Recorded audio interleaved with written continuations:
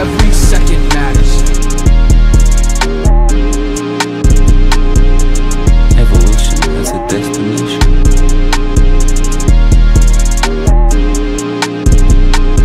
Don't make me blow up your inventions again. Let the world know of the generosity of Renata Blast. Welcome back, Terps and friends. As we are in the thralls of midterms, the weather has finally been looking up. We are hoping you are looking forward to this upcoming matchup against Florida State University, as it is time once again for some Terps Premier League of Legends action. My name is Cindy. And my name is Nathan, and I hope everyone is excited as we are to watch our Terps League of Legends Premier team compete today. That's right, Nathan. We've got a lot to cover in our pre-show, including a brief review of how the game works, as well as an interview with our team manager, Tyler. But before we get into the action, let's go over the rules of your typical League of Legends tournament match. If you've never played the game before, League is a multiplayer online battle arena, also known as a MOBA. Five players on each team battle it out on Summoner's Rift. There are monsters in the jungle, minions in the lanes, and turrets to be destroyed. Victory is achieved upon destroying the opposing team's nexus. For this league match, the Terps will be going against Florida State University in a makeup game to end the regular season. The League Premier team has gone 5-3 throughout the season. They'll be trying to finish strong today, going for their 6th win before the playoffs get underway. So now that you know what's happening tonight, it's time for us to introduce you to the players of the Terps League of Legends team. In the support role, we have Viet Mike, also known as the captain of the team. We all know that support is one of the most important roles on the map, so we'll be seeing Viet Mike calling the shots and making moves around the map as he typically does. And in ADC role, we have Lyrix. Master of the marksman as always, Lyrix is always called upon by his team to spit out damage. Keep your eyes on the backline. Keeping Lyrix alive is key in team fights. In the mid lane, we have Zero Domain. The Mage Maestro is once again back. Clap it up because Zero recently hit top 100 on the North America server for League. Be on the lookout for mid lane roams throughout all of our games today.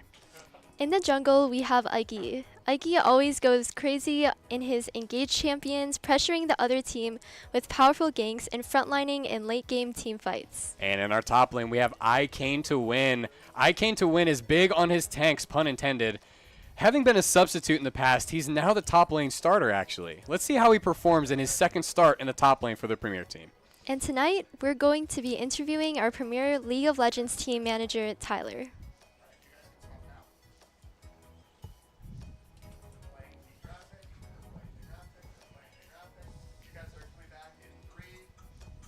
Am I good? Can you hear me?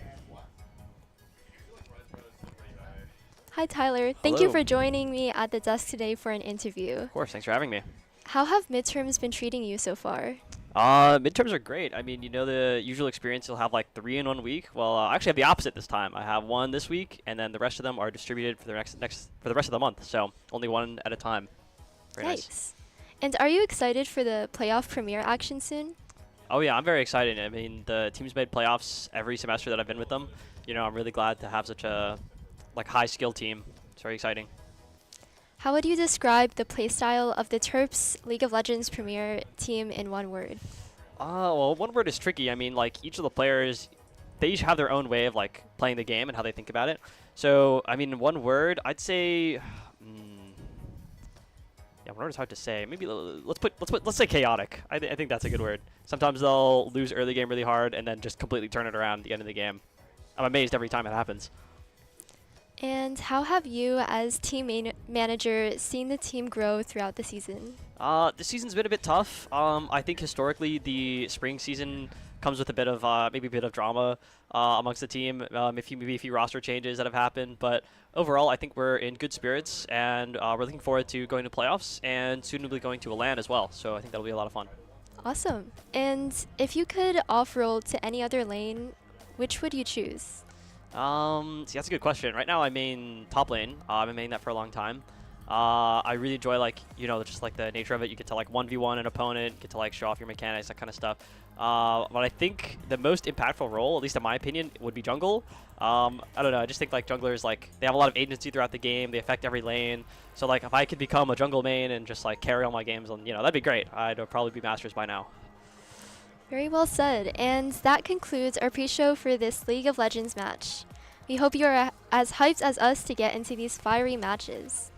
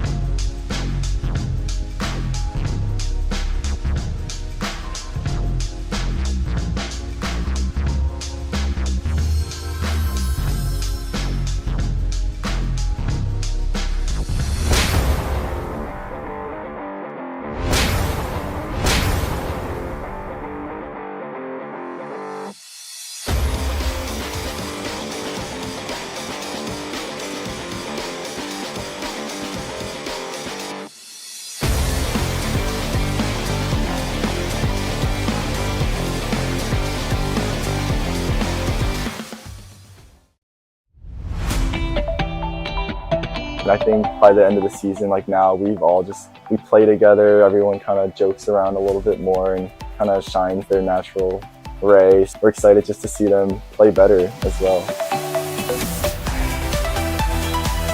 With the middle school program, the best part has been seeing the moments of teamwork where the middle schoolers really seem to get the game, and so that's when you can see they're starting to get a little bit hooked on how esports can be so fun.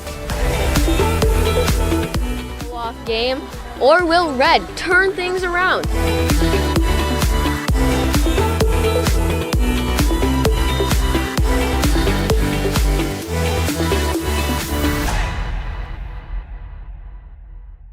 Hi, my name is Teddy Zielkowski.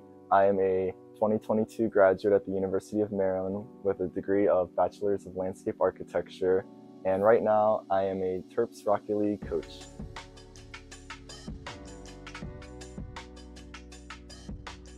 Yeah, I think one of the biggest factors of why they invited me to be the coach for the Rocket League team was that I played a lot, and I was actually like the Rocket League president of the club. I played for the collegiate team before Terps Esports was a program. So I was a huge person in this community for Rocket League, so they really wanted someone who was kind of like a cornerstone that built this community to come back and be the coach.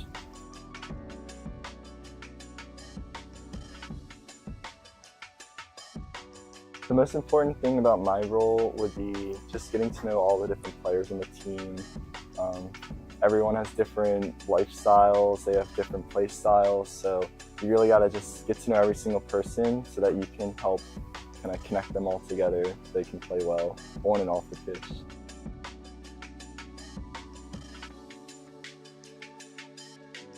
My favorite part would just be seeing their improvements throughout the entire season. I mean, you start out and everyone's a bit awkward, everyone's kind of shy as well, and I think by the end of the season, like now, we play together, everyone kind of jokes around a little bit more and kind of shines their natural ray, so it's really fun just seeing, and they're also just getting better at the game too, so we're excited just to see them play better as well.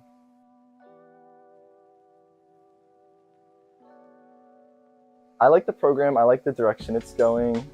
There's obviously so much more work to do and figuring everything out, but I really like the direction we're going, and I think just the more time that we're working to grow the program, the more we're going to learn how to just be better as a program.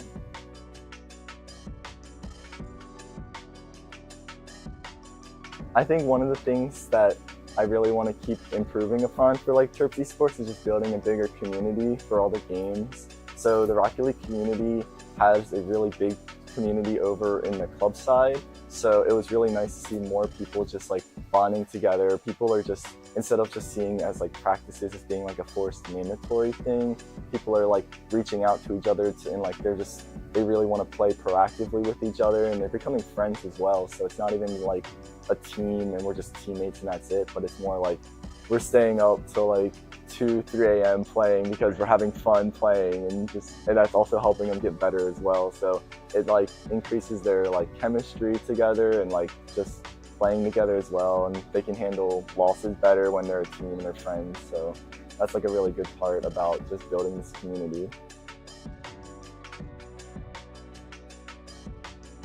I think one of the biggest things is just creating like a welcoming space for like beginners, and just like having it just be really welcoming, all skill levels included. So that's something that we can try and do, and just create more diversity in the esports scene, just have more opportunities for other people to come, and maybe they're prodigies at a certain game or something. So when more people are playing the game and just creating more noise, then it's awesome for more people to just keep coming. It's almost like a trend.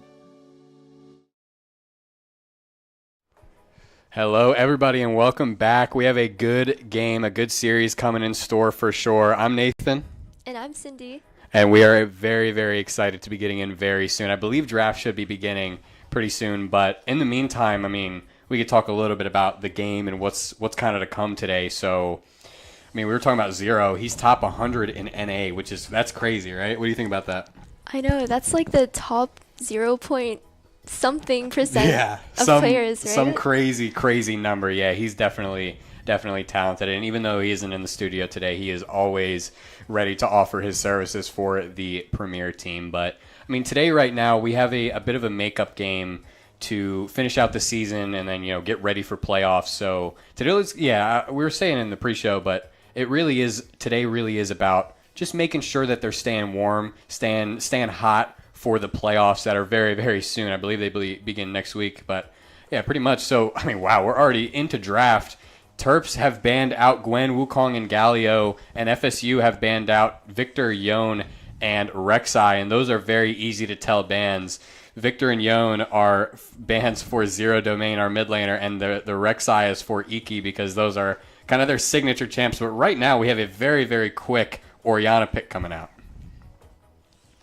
Yeah, and that Orianna pick will be very strong against the Florida State University. How do you think that Orianna pick will play into the playstyle of the Terps? I mean, we know sometimes the Premier team isn't known to go very team fight heavy comps, but Orianna is a sure sign that they're looking for a team fight heavy comp, as her ultimate shockwave is just so strong when it comes to the team fights, especially when paired up with a good engaged jungler or top laner. Like we know Iki likes to get on his Rek'Sai, of course, but he has other champions, not to be revealed yet, of course, but we do see the Orianna getting countered mid by the Ahri. Ahri is the mid pick for FSU along with Nocturne, most likely going to be in the jungle. I don't believe he goes anywhere else either way. So, I mean, right now, maybe. I don't know. I can't really get a gauge for how FSU's comp will play out, but I mean, obviously, there's 3 more picks to be had. And the Terps are about to have to pick their next champion.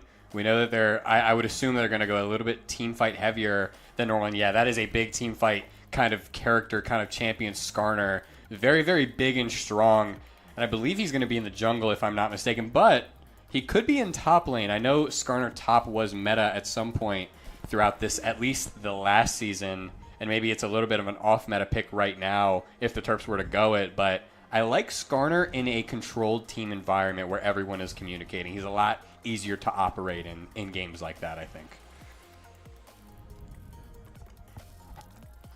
And that is a Gragas pick coming out of Maryland as well. And I mean, we know I Came to Win really likes to get on his Gragas. That is one of his main champions. So the Skarner is definitely going to be in the jungle with Iki. And right now we're going to be seeing FSU's last pick in this first round of picks and bans. I would assume that it's going to be a top lane champion because, I mean, obviously FSU sees the top laner. It's Gragas, of course. But, I mean, it could be the Ambessa coming out. Very, very strong duelist champion. very, very good. I mean, in any kind of comp, any kind of lane. She can be a team fighter. She can be a split pusher, especially if she gets up gold, I believe. So that'd be an interesting one to see play throughout the game. Welcome to the FSU watchers in the chat. We're happy to have you here. Absolutely. Obviously here we are fans of the Terps, but it is nice to have watchers from any school, any spectators. We always love to have that little kind of competition going. Thank you for being here for sure. And it should come out to be a good series, I would imagine, especially with how this first game draft is looking. But speaking of the draft, FSU does go to ban the Thresh 100% for Viet Mike, as Thresh is mostly a support champion unless you're really getting crazy off meta. But that is a Lulu ban as well. So right now, these last two picks for both teams will be bot lane. And honestly, I mean, it could really go. I could see any kind of bot lane being picked for either team, because I think FSU's draft has a little bit not enough cohesion right now. So maybe they'll try and go stronger with the team fights for FSU. Maybe a stronger bot lane for team fights. Maybe you'll see a Nautilus. Maybe you'll see a Caitlyn to be able to stay in the back line like that. But I mean, for Terps, I think they have a lot of versatility in what they want to pick, and that is a Nami ban coming out. I mean, in this season, at least, I've seen Nami a lot. I think she's very popular right now for a good reason. I believe she's pretty good in the meta as we speak, so I think that would be a good ban coming out from either team, but especially for FSU coming out to block Viet Mike from the Enchanter, for sure. I think I like that ban a lot. It does seem like FSU is worried about that bot lane and the support that can come from that, the players on that lane. For sure, and that is a Seraphine ban coming out of the Terps. So right now, we're going to be seeing either ADC or support picked for FSU, and that is an Ashe Hover. So the thing with this right now is FSU gets to pick one, Terps have to pick two, and then FSU gets the counter pick on the support, as they do lock in the Yanara. They're very confident in it, I would imagine. Terps will have to pick out the support and AD carry before FSU get another pick. So maybe going to see a counter pick in the support lane, as is to be expected with these kind of tournament draft styles. But I'm very excited to see what the Terps have cooking up, because they've had a lot of time throughout the ban phase and throughout these last 30 seconds to kind of pick what they want. And that is something that I love to see personally. I'm a big fan of Draven as a character, and a Draven pick for the Premier team is one I don't think I've seen yet. So I'm pretty excited to see how that one pans out. Draven is the support, if I'm correct. Draven is the AD carry. Carry. He's a very kind of go in and just go in. That's the best way that you can describe his play style, is go in and do damage. And I mean, pretty egotistical of a character, but it's in the character design. So very good character design, if I have to say so myself, of course. But we do see the Maokai pick coming out for the support of the Terps, and the Braum pick coming out for FSU support. And right now, I mean, early game, I think Draven Maokai kind of have their way with Yanara Braum. I think that Draven's early game is good enough, as long as they don't trade into Yanara's Q, when she's the strongest. I think that they like their odds in the 2v2 early game. But I think Yanara does scale a little bit better, as Draven tends to fall off once everyone gets to full build. But that is the point of Draven, is trying to get into that, trying to get into that register of having so much gold. So what, in my opinion, at least my favorite character to see on the screen is Draven. But in your opinion, what do you think might be maybe your favorite character, or the strongest pick that we have coming for Terps right now? So in my opinion, I feel like the Orianna pick will be very formidable against FSU.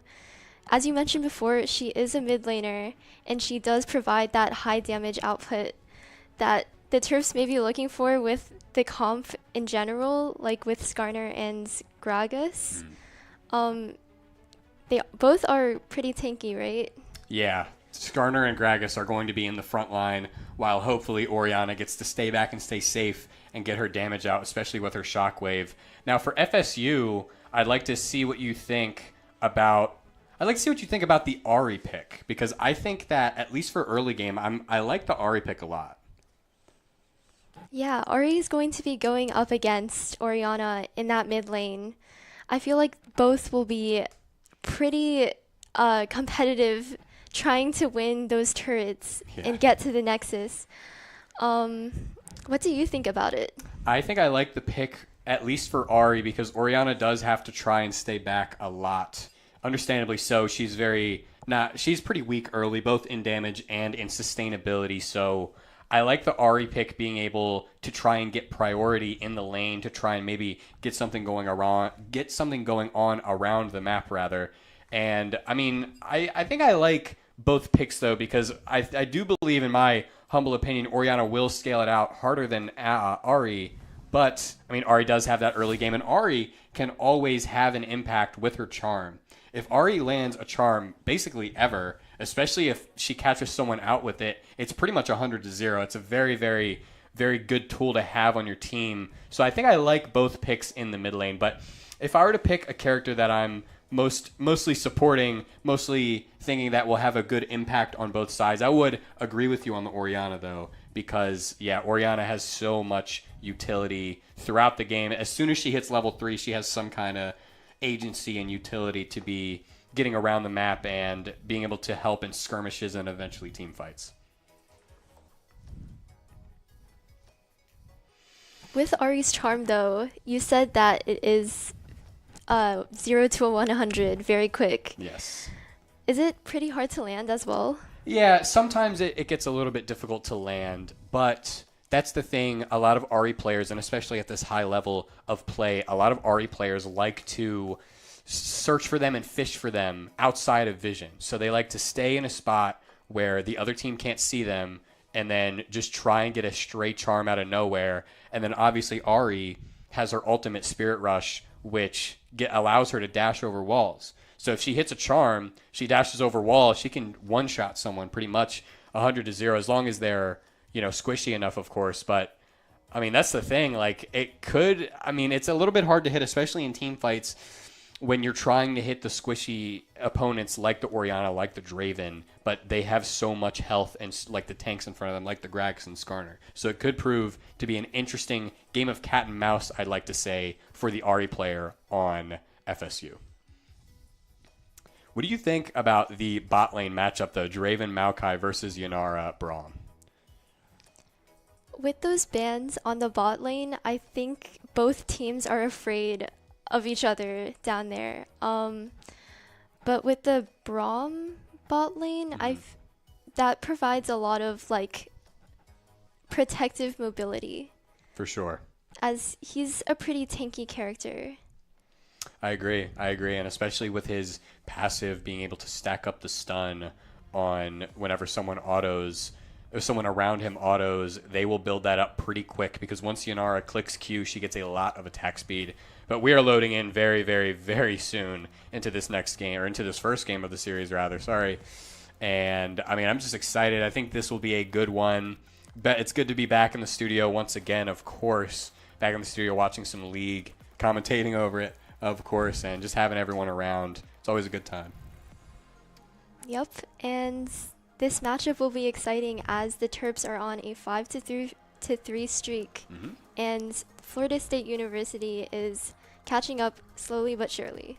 Yeah, I believe that FSU came out to 2-5 on the season thus far. So I'm not exactly sure the seeding and how the seeding works, how many, but I do believe that there may be an opportunity for FSU to get into the playoffs with a win today. So they'll be probably playing pretty hard. I do believe that the top 4, I think Maryland, I don't think I know. Maryland is tied for 4th in the Play versus Eastern Conference. I don't know how many teams actually get out of each conference. But, I mean, FSU, there's always something to play for. Even if they are eliminated, there's always something to play for. There's something to play for with pride. There's something to play for with just getting in here and trying to make the best out of the experience of playing these esports matches. So I wouldn't expect them to go without a fight today. Yep, and with that fight, we hope that both teams enjoy it in the process. Especially with the viewers from FSU here as well. We obviously have our Maryland viewers, but FSU viewers, of course, we'd like to see entertaining games at the very least. We in here might like to see Maryland coming home with the win, But overall, especially as casters, we like to see the entertainment. We like to see that little back and forth, the just shock factor of anything that can happen in a league game, lead changes, things like that. We love to have that going on in here because it makes for interesting games. Yep, and an interesting watch. For sure, for sure. What do you think, okay, if you were to look at the comps of both teams, who do you think might come out with this one? Like we mentioned before, the Orianna is a very strong pick from the Terps. And with her mid-range / long-range skills and utilities, I feel like that will be pretty hard for FSU to come up against.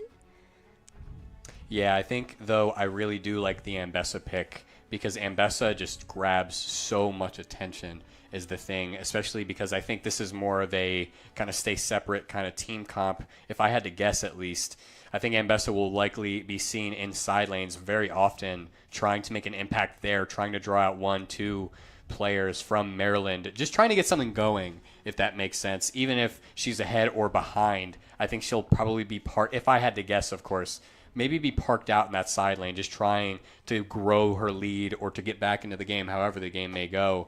And yeah, I mean, I think I really like something that we haven't spoken yet of. I think I like the potency of Gragas in this team comp. I think that he is an underrated team fighter, especially when we were talking about how Ahri likes to catch people by surprise. I think when Gragas catches people by surprise, he can be even stronger than Ahri as long as he finds the right spot. And what about Gragas's utility makes you say that? I would say his E, obviously being able to dash into people, get the...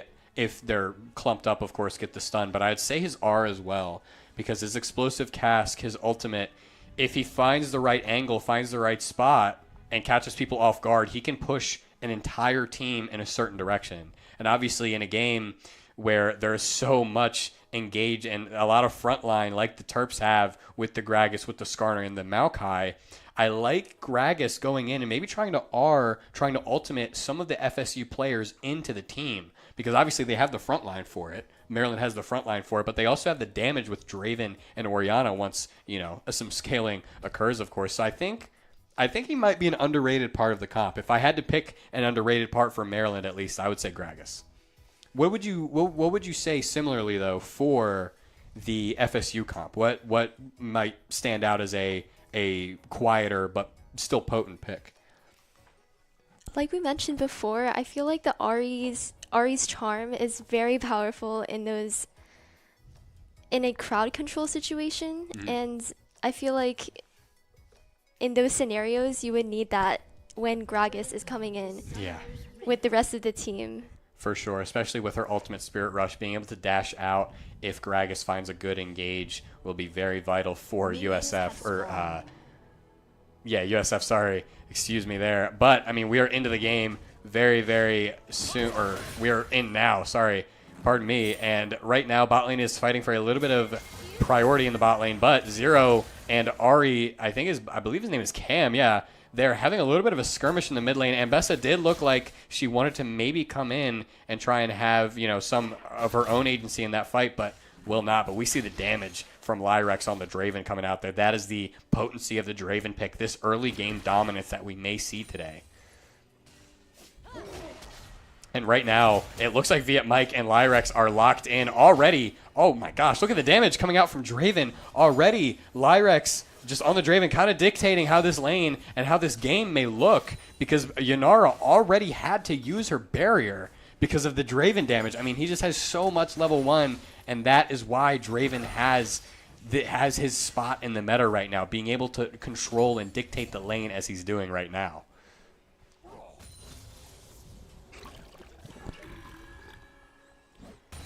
And we're seeing, a little bit of a quieter lane in the top lane at least, but still some skirmishing, still some battling going on between the Gragas and the Ambessa, just little trades. And honestly, as the Gragas, in my opinion, it might be hard because I think Ambessa is one of the best traders in the game with so many dashes and having the stun, or not the stun, but rather the shield. She's very, very strong in these early game trades, and I think that I Can't Win might have to try to get around that early on.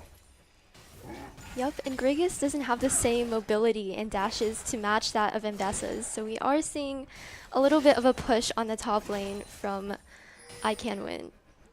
For sure, for sure. Yeah, and that's the thing. Gragas, we didn't even see it. It was off screen, but Gragas, I Can't Win, did end up using the flash in the top lane, and so did Ambessa. So, I mean, a little bit more action than what we may have been anticipating in the top lane already. Ambessa started her recall, canceled it, but Zero is up a lot of health. Wow, I believe he meant, yeah, I do believe that he meant to fake recall there in that bush. Just stays there, and now he gets to do whatever he wants with this wave, and Ambessa can't really leave.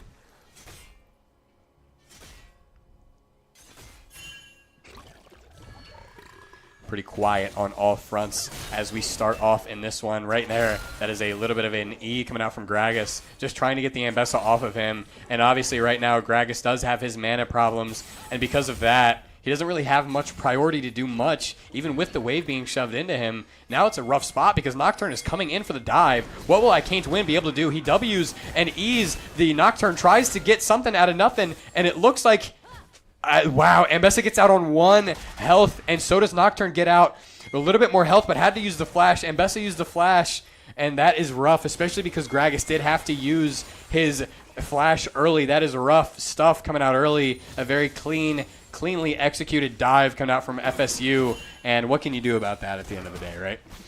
Yeah, Nocturne just came out of that bush for that flank assassination onto I Can't Win, and I Can't Win just can't really compete with all of that mobility from all sides. Yeah, it's a little bit rough, especially in these high level types of games where everyone has such good communication. Nocturne coming in there is pretty much a death sentence no matter what. You might be able to get 1 kill back, which he tried to do. He put up a very valiant effort, but unfortunately did not get anything back as he went down, only getting flashes out.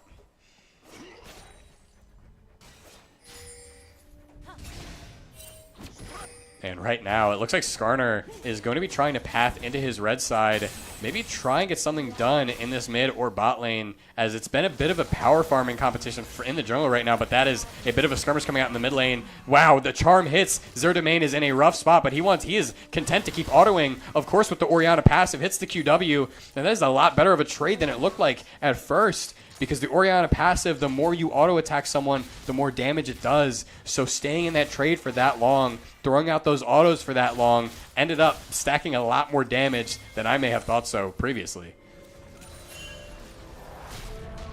Unfortunate, good try from Zero, trying to get the shockwave onto Ahri to cancel her recall and maybe get a solo kill, but the ball was a little bit too slow, and right there we saw Nocturne running up in the river trying to catch out I Can't Win, but that is the public execution coming out from Ambessa. She will surely have enough damage to kill Gragas. I Can't Win just has to go down right there because of that damage coming out of Ambessa. That's unbelievable stuff. Just 100-0 basically. Yeah, very well played from Machine Killer on FSU from there. He was able to build that ultimate so fast and actually take I Can't Win down in the process. It's unfortunate, but because of the death that I Can't Win suffered, he's a little bit behind in XP. So of course, yeah, he's going to be a level down, and unfortunately, Machine Killer on the Ambessa had the timing down pat, because as soon as he hit level 6, he used that ultimate like you said, and that is a very, very potent use of it. Very easy kill pretty much coming out in the top lane. I Can't Win has got to try and figure something out, at least maybe just try and farm as hard as that might be into Ambessa. Just try and figure it out. I mean, long game ahead of us, right? Yeah, speaking of which, Zero Domain and Cam from FSU are both on level 6 as well, meaning that they have that ultimate ready to pop and utilize any moment. For sure, and unfortunately Zero did use the ultimate trying to get the kill on Ahri earlier, but it is very, very close to being back up. That is the utility of using it so early once you get it, is that obviously it's going to be back up earlier. So I like the attempt. Of course, he was a little bit too late, but I like the attempt from Zero trying to use the ultimate and using it as quickly as possible to get it back as quickly as possible, as well as right now he's just trying to harass him under tower. But that is a big trade coming out from Ambessa, and of course Gragas has the low mobility, as you were saying, takes a really bad trade, and this is the problem with going down that gold early, as it's just so tough to be able to stand in lane and get back into the game if you're playing as Gragas here. Yeah, as Gragas, he would have to play slowly to kind of reach that same gold level as his opponent on that top lane. Yeah, and right there, that is the paranoia coming out from Nocturne. Not going to be able to kill Zero Domain as he has a little bit too much movement on him, especially using the Ghost and the Flash, getting away from Nocturne. Nocturne has to give up on it because he might be chipped out if he stays in that lane, but Zero is most likely not very happy about that one, as he did have to use both of his summoners on a very immobile, a very vulnerable champion like Orianna. We'll see. Maybe FSU will try and take advantage of that in the future. But right now, that is a big fight, big attempt at a fight coming out from Viet Mike and Lyrex in the bot lane. Doesn't get much, but maybe there's a dive angle. It looks like Terps are angling for a dive, or maybe just to poke them out under tower, as Draven has the lethal tempo stacked up, has all of this damage with the BF sword, and I like the way the bot lane is looking right now for Terps.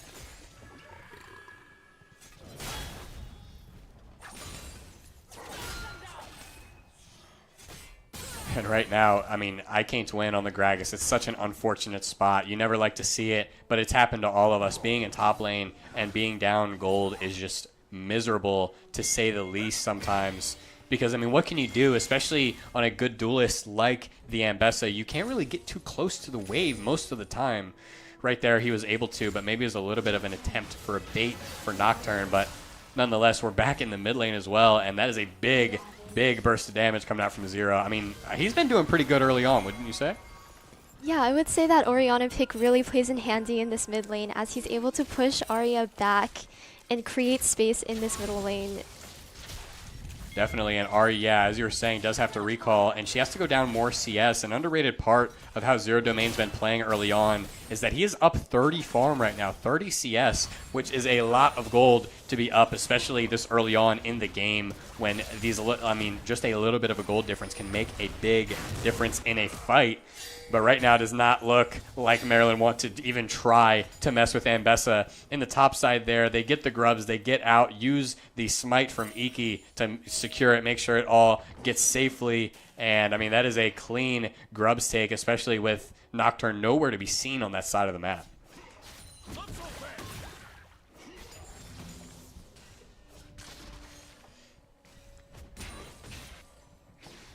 And right now, it looks like bot lane, Lyrex is, I can tell by the way that he's moving that Lyrex is itching to go in. And right there, he might be able to satiate that itch, but not enough of a CC coming up from Viet Mike. Unfortunate positioning on his attempt to push them back into him. But look at the damage coming out from Lyrex on the Draven. One auto does like 180 damage, and it looks like FSU are just completely uncomfortable right now. Under their own tower, there might be an attempt for a dive right here, especially with the Draven ultimate being an execute. I know he has a lot of stacks on the docket, and that they're definitely going for the dive right now. As that comes in, goes back. That is a kill to Viet Mike. Unfortunately, that is rough stuff. That might be the worst outcome possible, other than both of them dying, because, I mean, Viet Mike, of course, we know he's going to make good use of the gold, but Draven does go down, and he loses his stacks on his passive. That is a lot of gold lost. Yep, and those risky game plays can win or lose the game, ultimately. There's a lot of League of Legends can be slow-paced sometimes, but with these slow-paced games come very high-paced moments, such as that, where you have to risk and sacrifice maybe a death on yourself to take down the other team. For sure, and that is the thing, because I know he was looking for the R execute. I believe it was most likely around 200 health that Draven's ultimate Whirling Death would have executed on, but I think he threw it maybe a frame too early, as there is a team fight breaking out on this Dragon. Iki is staying strong, and the Dragon does not get the smite, and there's no fight to be had, because Iki just wants to get right out of there. That is an in and out kind of play coming out from FSU. Unfortunate if you're rooting for the Terps, but that is a good play with all things considered. If you're a fan of FSU there, they get in, they get the Dragon, they get right out with no real questions asked. Yup, and no real team fight having been played. Of course, and that is the thing. I mean, FSU, there might have been an even fight to be had there, especially because Ambessa was down from top lane.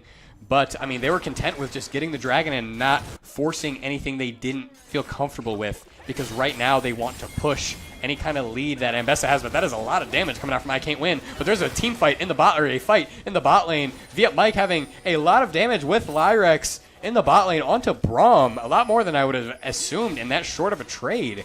And right now, Braum might have to recall soon because he's looking really vulnerable.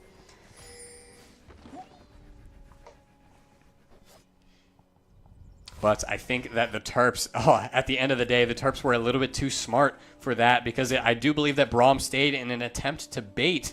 But, Maryland had a bit of a spider sense there. I don't even think they had vision, but they just knew that Ahri and Nocturne were around. They're obviously scared of the Nocturne ultimate paranoia. They don't want to get ultimate on, so they're going to be playing as safe as they can whenever they know that that spell is available. And right now, I Can't Win is getting a bit of a bashing in the top lane, but he likes it. He likes his spot right now as the public execution comes out. The explosive cast comes out as well, and Skarner, he's looking. Wow, the ultimate impale comes out. That is a great catch on the ultimate. Iki flashes with the flash auto with the kill. Iki, what a stellar kill, but the action is still not over as Viet Mike goes in under the tier 1 in mid lane, but they is not satisfied with just one, but he might have to end up being as the triumph from Nocturne ends up saving his own life. Zero Domain is now on the ropes as he has to flash the wall, but they double flash after him over that exact same wall, and that is a shutdown going to Yanara. A lot happening across the map right now. What are we seeing right now? Yeah, a lot has happened. Top lane was brawling it out on Ambessa and I Can't Win's Gragas. We saw that same theme of Gragas not being able to really out-escape Ambessa when she is using those skills to jump into the action and take him down. For sure, and he might have been baiting there, especially with Iki on the Skarner very, very close. But, Ambessa is 2 ahead for that not to be a trade 1-for-1. As unfortunate as it is, she does use the Ignite and the ultimate, though. There's a little bit of a silver lining that you can get out of that, and they obviously get the pick. But, right now, it looks like I Can't Win might have to look to be more utility-based this game, especially with right now. That is besides the point, as right now there is a collapse happening onto the Ahri in the top lane. Zero Domain with a great shockwave in the middle of 2. He uses the ultimate on himself with the ball on himself, maybe shielded. And right now, Braum is trying to do his best to keep Zero away from Ahri, keep Zero away from getting that extra kill to scale it out. Of course, Viet Mike will be satisfied to get it on his own. He gets the kill, but that is a good collapse coming out from the top lane.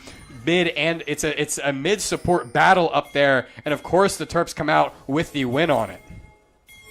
Very well played from both sides. As we can see, the Braum was trying to give that extra support to Ahri, who was caught off guard there. And that is a big engage coming out from the Ambessa, from the Nocturne, the Paranoia, and the Public Execution. But that is a stellar ultimate coming out from Iki. Look at the Impale, and look at their standing stalwart in the middle of this fight. Look at the front line. Unfortunately, Ambessa is there to tank, but right now, Yanara gets the kills. And that is a good play if you're the Terps, but unfortunately Yanara just had too much damage and too much peel, too much front line in front of her. She gets those kills pretty easily, and that is a big play for FSU, as unfortunate as it may be for the Maryland spectators.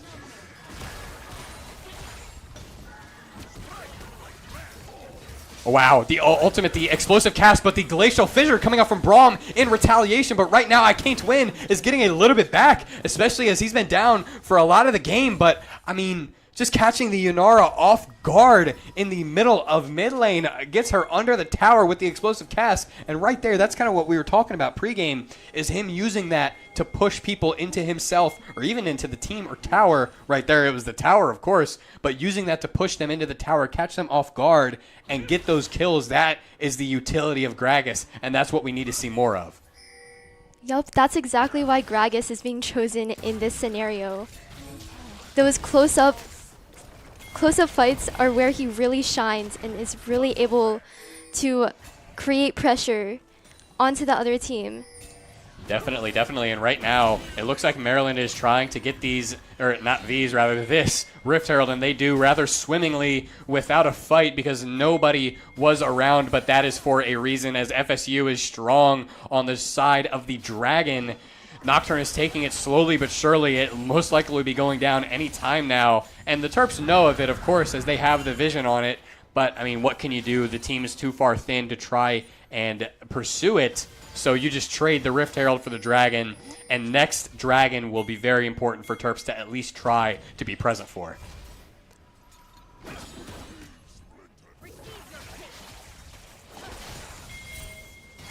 And a little bit of calm on the front, but the calm is before the storm, as they say, as right there, Ambessa misses the public execution on Zero Domain as he TP'd in, maybe to an unfortunate spot, but there is a team fight breaking out in the middle of everyone, but Nocturne R, Paranoia gets to the Orianna. Zero is on the run. The Ari Spirit rushes over the wall. It won't be enough. Zero goes down. That is a big impale coming out from Iki, but he is in such an unfortunate spot, as right now FSU has 5 people in the blue side, and it takes 5 people to take down a tank like that, but they end up doing the job. They end up getting the job done as Ambessa TP's out. And right there, that is a great play, especially with Gragas across the map.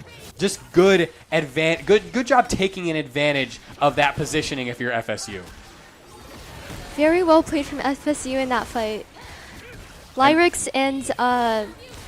Lyrics was coming up behind there, trying to find a trade, trying to even out that fight. Look at the E flash coming out from Gragas. I can't win. He gets pushed out of the lane by the Ambessa teleport, but no matter as he walks straight to mid lane, gets the E flash, uses the explosive cask as again, we were talking about that before, uses the ultimate, pushes them into Lyrex and Viet Mike and into the tower. Is a bit of a 4-on-1 under the tower. I think I know who I have coming out of that fight, and that is exactly what happened there, as that is a good attempt to try and get a little bit back after an unfortunate fight in the blue side and getting the Ambessa teleport out. They get something back, which is what you love to see. Yup, and those trades can be crucial for a gold advantage, a skills advantage, anything.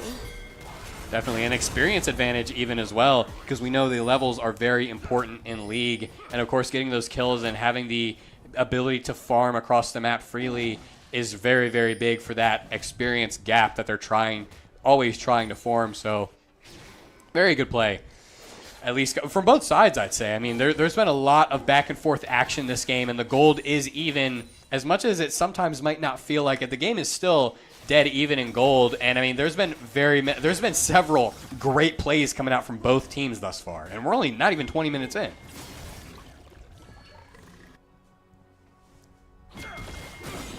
And right now, Viet Mike is looking to engage onto Braum. Does not have enough damage to really get anything mountable, anything good. But right here comes the Nature's Grasp. Look at the damage coming out from Gragas. Look at the Paranoia. I think he's too late, though. Lyrex in the middle of everything goes down. Maybe he's not too late as they try and focus the Yunara, but they do not have enough damage for her. They focus the Nocturne. They get him down, but Yunara is going wild, going free in the backline, and she is taking down everybody on Maryland right there. I mean, unfortunate as it is, Zero is now on his own under the tower trying to get something back. And right now he's in a little bit of an auto fight with Ari. They're just both dodging each other's abilities, but that is a very, very good play from Yunara just to walk through the QW coming out from Orianna. He knew that he would coming out, and he knew the numbers, and he knew he would be safe to just walk up, get that last auto in, and a great play from FSU all around. Both teams were able to trade out players so well, and we saw Yunara snipes from safely within her own team. She was able to take that ace home securely. As again, we always say, it is a little bit unfortunate here in the studio when Maryland goes down, but this has been a very entertaining game of League played, and FSU has been playing pretty tight. I'd say they've been getting it done across the map as they finally find a gold lead, and right now Viet Mike is a little bit caught out, but Ambessa misses some of her abilities on Viet Mike. Viet Mike is just walking. He does not care. He gets right out. Does not matter. That is unfortunate if you're FSU. But Viet Mike just getting right out of there. He does not care, and you got to respect it. Yup, and knowing when to escape is part of why these players are the rank that they are. Having that game sense to know when to engage and when to leave is important for positioning. For sure, and right now we're seeing Zero display some of that, as I don't even think the Terps have any vision, but he just knows that with the way that some of the FSU players are walking, he knows that they're looking at him. He knows that the Paranoia is up for the Nocturne, very smartly walks back, but right now there's something big brewing as we see 2 teleports coming out. It looks like Maryland have good positioning with people on both sides of the team fight. The Nature's Grasp coming out very, very slowly but surely. Look at the damage coming out. That is several kills very quick. Paranoia coming out trying to take out Zero very quickly. They take him out, but at what cost? Because right now Maryland are finishing the team off. FSU is on the back heels right now, unfortunate as it is for them. And right now that is a stellar team fight coming out from Maryland. They get, I believe it was 4 for 1, and what a fight as Nocturne is running away from his own blue buff. No prio, no strength, no nothing anywhere. I mean, that is a great team fight coming out from the Terps.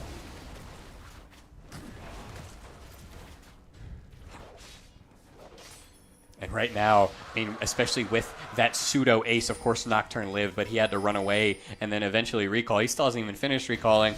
With that, the Maryland Terps will spread out across the map. They obviously get the dragon. They're very important, and we were saying that the dragons were going to be important, this next one at least. But we see them spread out and get some tower damage, get some CS, get some waves pushed in, because Baron is up, and they will be looking for any spot that they can take to take that Baron. But, I mean, you just push your lead across the map.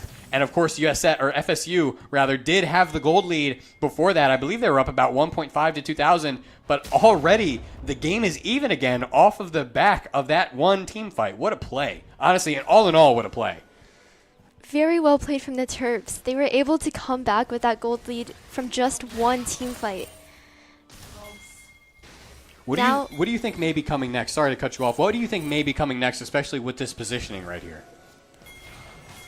I would have to assume that the Terps first want to deal with FSU before converging on that Baron. And that is a convergence in the red side right now. The Paranoia comes out, but it is too little too late. Nocturne goes down without any kind of fight coming out from FSU. Great play from the Terps to not start the Baron, but rather go into the red side, try and get something going. And get something going they did as they get the easy, clean pick on both Nocturne and Braum. I believe I missed him dying as well. FSU will be pinging the ultimates, but it will not matter much, as right now I Came to Win is just keeping Ambessa out of the fray, out of the fight. But right now Ambessa is trying to get herself into that. And look at the damage coming out. Look at the burst damage coming out from Gragas and Maokai. That is a lot more than I expected. Ari with the Spirit Rush already activated. Tried to poke and prod maybe from the top side of the Baron pit. Does not get anything going. And right now, that is a big swing. In the last, 2.5 minutes, there's been a huge swing in the side of the Maryland Terps. Wow.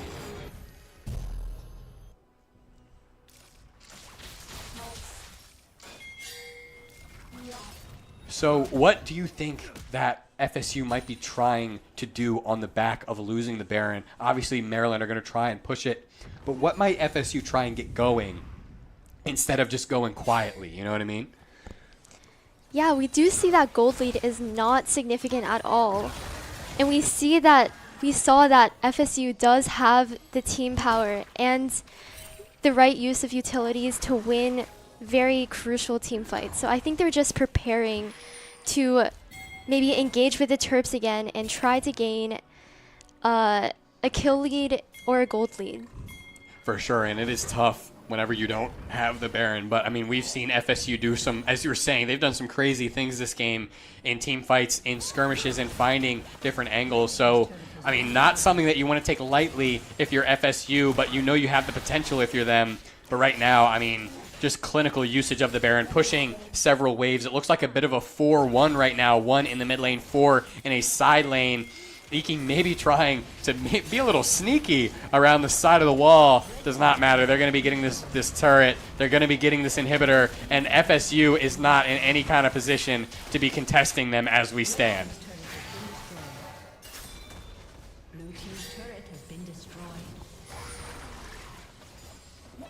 And right now, it's a little bit of footsies going on, as they say in the Smash Bros community. Some footsies going on right now. Neither team wants to commit to anything, especially with not enough waves being pushed in from the Terrapins. But of course, they have this wave coming in. Will they be able to do anything with it? I'm not sure, as Ambessa goes in to try and get that wave. But look at the damage. Look at the public execution coming out from Ambessa. The explosive cast, though, pushes her back into the fight. She is out free. She is out safely. She has to recall. But the fight is not over, as Nocturne gets into the fray, gets into the middle. So does Ari. carry, but look at the damage coming out from Iki. I might have disrespected his damage a little bit too much coming out from the Skarner, but that is a lot coming out from the Titanic, and I believe it was a grasp of the Undying proc, and that is an ace for the Terrapins. I believe that is a good way to cap off this game one, especially with some of the early fights not going Maryland's way. They stayed strong and persevered, which is I think that's the big important takeaway of this one.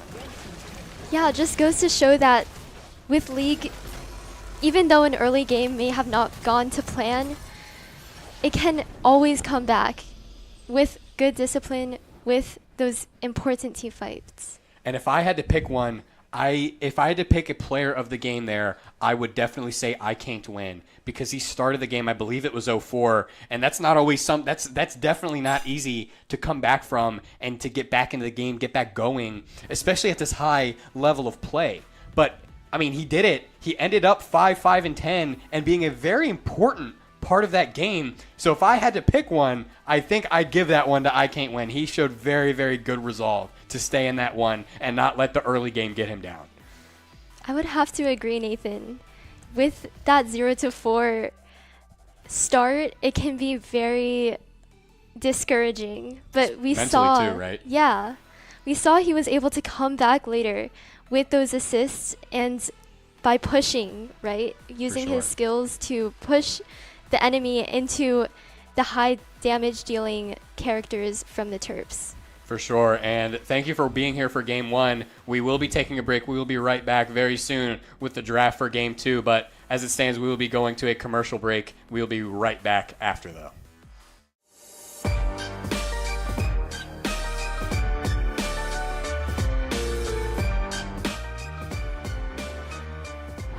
My name is Subin Kim. My in-game name is Carrots, and I'm the controller of this team. My name is Hannah. My IGN is Tuxedo Sam, and I play Sentinel for the team. My name is Sima. My in-game name is Care Bear, and I'm a flex. My name is Megan. My IGN is Giraffe, and I'm an initiator. My name is Sophia. My IGN is Soap, and I'm an initiator. Hi everyone, I'm Ayush. My in-game name is Dulcexa, and I'm the coach. For me, I think it was just really interesting to see like our names on like social media and like on a website. I'm just like, whoa, my name is on a website but so I think that was like the number one thing that kind of like just it brought the realization of like what kind of team I'm in, like what kind of position I'm in. Meeting them. It's like hard to make a woman and non-binary friends in Valorant, so it's just really nice that we have like a team specifically for that. The studio. Yeah. Oh, the studio. Oh, I didn't even know that existed. I didn't know that existed until like remember like when we first talked about the studio. I was like, what's that?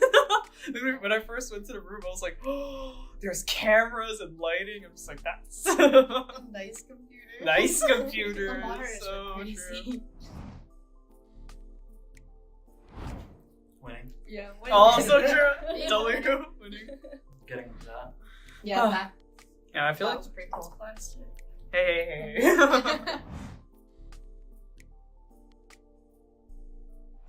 I would say supportive is definitely like Dusty and Rachel. Those two, just like making sure we had scrims down, making sure we had practice schedules down, like Dusty making sure like to pick out what we did wrong, just like, helping us improve. I think definitely. Yeah, Dusty's a very present coach, so Very. it's like he's really reliable and helped us through the whole season. Thanks, team. Yeah, you'd even like schedule things for us, like organize all those schedules. help us map bands and like Stats, talk to them realize if one of them was like unranked or something. Breaking a rule. Making teams forfeit. Maybe we don't talk about that last part. I would also say like our fans in chat, like on stream. True. So it was nice knowing W people chat. watching us. And the haters. Oh yeah.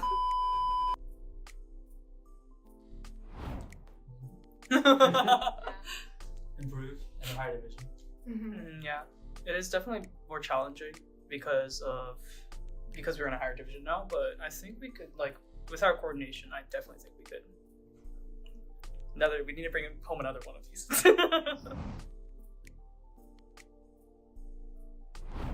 It feels great. You Yeah. guys know this is the first title that Terps Esports has won. Wait, seriously? And by women. Yeah. Oh, seriously? Oh, First time. cool. I like playing Valorant. Have an excuse to play games. True, that's true. That's good. For me, I joined because, well, like I've always wanted to be on a women's team, especially like since I got to UMD, and me and Dusty had always like tried to make teams work every semester, and this was the first time it actually did work and stuck, and the people who tried out like were committed. So I guess I've always just wanted to be on a women's team to like connect more to that community. To make friends. So I had that gap, without a team for a while, and then I saw the form, and I was like, I really want to try this. This sounds fun. And then, yeah, I play Valorant too much.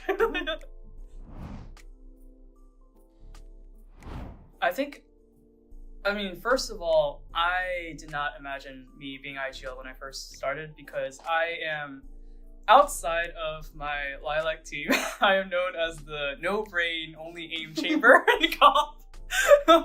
So I did not imagine myself being IGL. But I think if there were some difficulties in the beginning, because I wasn't used to giving out comms. I was just very confused. But I think now it's just the amount of trust that my teammates give me when I give out comms, and the amount of coordination that we have. I just love being IGLing, because I trust that things will work out.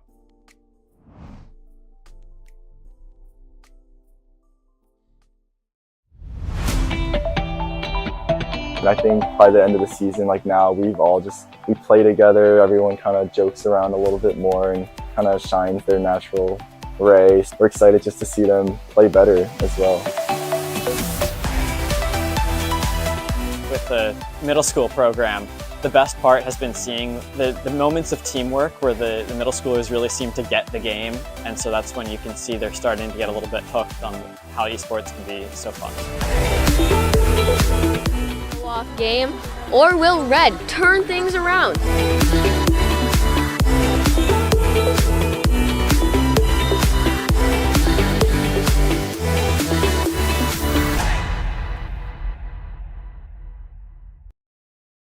Hello, everybody, and we are back after that intense game one.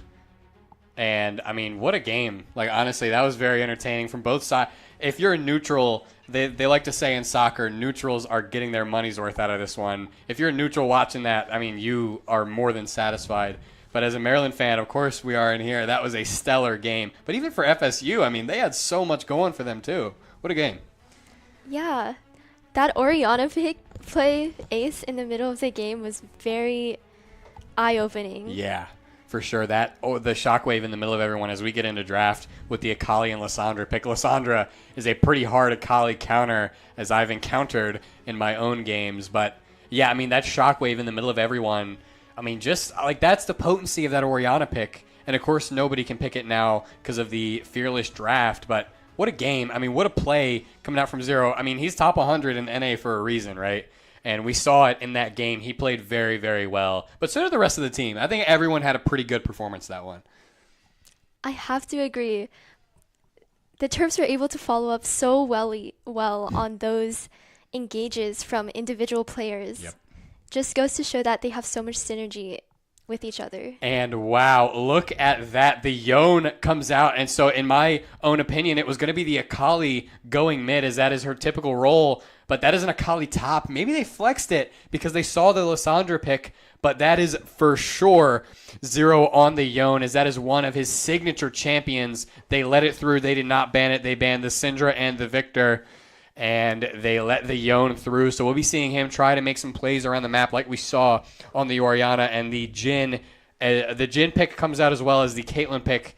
We were talking over that one, but yeah, again, the Terps draft this time around is a little bit more sparse, just like the FSU draft was last time. And it looks like they're swapping right now, because the FSU draft is very, very team fight oriented, as we see the Lysandra and Malphite coming out. So maybe a little bit of a different vibe going into game two. What do you think?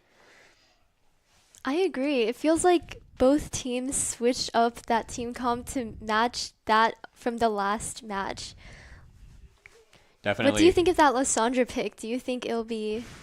I mean, Lysandra, if you're playing anybody who isn't like somewhat tanky, Lysandra is one of your worst nightmares. She has so much CC. She has so much of her own peel. She's going to go Zanya. She can R herself. She can teleport away using, I believe it is her W. So if you're either any one of these three champions on the Terps side, you're not very happy with the Lysandra pick. But I mean, they're professionals in there for sure. They know what they're doing. They know what they're drafting. And once again, we're seeing support bans coming out for the last two. Obviously, last game, the last two picks on both sides were ADC and support. But it looks like this game may be a little bit different, as Terps have not picked a jungler yet or support, but FSU have not picked rather a jungler or a top laner and the support as well. So these last two picks will look a little bit different than they did last time around.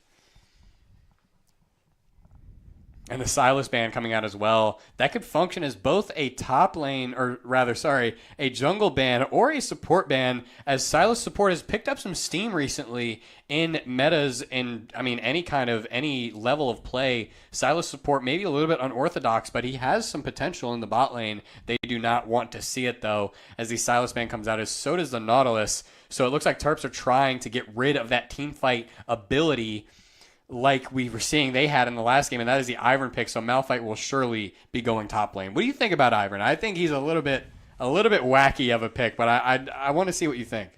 What makes you say he's wacky? I'd say he's wacky because his clearing is a little bit different than, very different than every other jungler. He has to set his camps up and then take them down after a delay rather than being able to hit them and kill them, because he's a friend of the forest, as they say.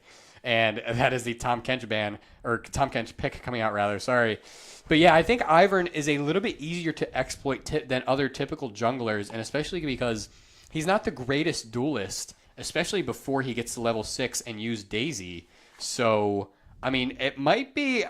I believe that Maryland will try and maybe go for a good early game jungler to counter out the Ivern, but maybe they go for Mundo and try and scale it out alongside the Ivern. They get their team fight picks right there with the Tom Kench and the Mundo. So much max health, so much tankiness, and I like these last two picks coming out from Maryland. And that tankiness from Mundo may combat the Ivern well. With sure. Ivern's, you said delay in utilities and using them. Wow. That is a Rengar pick, and I'm a little bit confused on the team comp right now. It might be Ivern support, which I don't think I've ever seen before. I'm a little bit in shock, and the Rengar pick does synergize well with Ivern because of Ivern Rengar. Rengar loves to be in bush, and that is where his passive is useful because he can jump out of the bush and do damage. But Ivern is able to use his own bushes. He's able to spawn his own bushes, and Rengar can jump out of them, so there's good synergy there.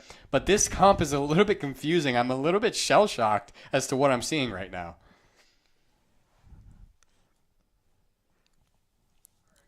That's just crazy. I got no words, bro.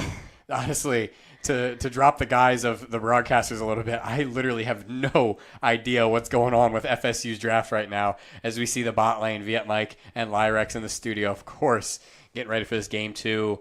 I'm so excited to see what's going on. I'm so intrigued. I don't know about you, but this looks like it might be an interesting one. Yep, and an interesting comp usually means an interesting watch. So hopefully we'll see some of that Ivern on support. Maybe it is Rengar top, Malphite support, Ivern jungle. That's the best guess that I have, is Rengar being top, and that's unorthodox, but that's more typical than an Ivern in support, and that makes the most sense to me. Rengar top, Ivern jungle, and Malphite support. If I had to guess, that is what I would have to put out into the air. And of course, I may be wrong. We are not sure yet. We do not know until we get in, of course. But, I mean, it's going to shape up to be an interesting one. There are some interesting picks coming out from FSU, to say the least. Would you say FSU's comp tends toward a more brawl-style comps or pokey? I mean, I don't even know what to say. It's wackier than anything. If I had to put a label on it, I'd say it's wackier. It's a little bit all over the place, but maybe they're looking for that. Maybe they're looking for that randomness, this versatility of these different champions that you don't really see much. The Rengar and the Ivern are not the most typical champions coming out in these different lanes. So, I mean, I'm just intrigued. Maybe they're more team fight oriented, especially with the mid lane pick of Lissandra, of course. And Malphite is a big team fight, just big in team fights in general, of course. But I mean, it could really be anything. I would say that it's team fight oriented, but I mean, we have to get in to see. What about you? What do you think about the Maryland comp with what was it? It was the Akali, the Yone, and everyone else. What do you think about that? I feel like it's a more orthodox comp compared to that of FSU's. I think it'll be more classic, like classic League of Legends, team-based. Yeah, that's a good way to put it. Why do you say that? I mean, we see the Tom Kench and the Mundo picks, of course. I mean, those are a bit of a saving grace for this comp, I would say, with Akali, Yone, and Jhin coming out to be the first three. I think Mundo and Tom Kench really saved the comp, but what would you say? What would you say about that? Well, I'm not too familiar with Tom Kench, but as you mentioned, Dr. Mundo is very tanky as a jungler. So I think he'll have a lot of survivability in those big moments where both teams are engaging on one of each other. Yeah, for sure. And Tom Kench, to give you the extra context, Tom Kench is very similar in that right. He also tanks up very, very much. And he gets a big shield as well, so he is also not the easiest guy to take out in the world. So that's why, in my opinion, those pick kind of save the comp, because the rest of it is very squishy. I mean, of course, Yone and Akali have a lot of movement, but that movement gets stopped and kind of sealed off by the Malphite, by the Ivern, by the Lissandra. So I think that having that extra, this front line, those picks are very vital in order to succeed with these kind of high APM champions like the Yone and the Akali.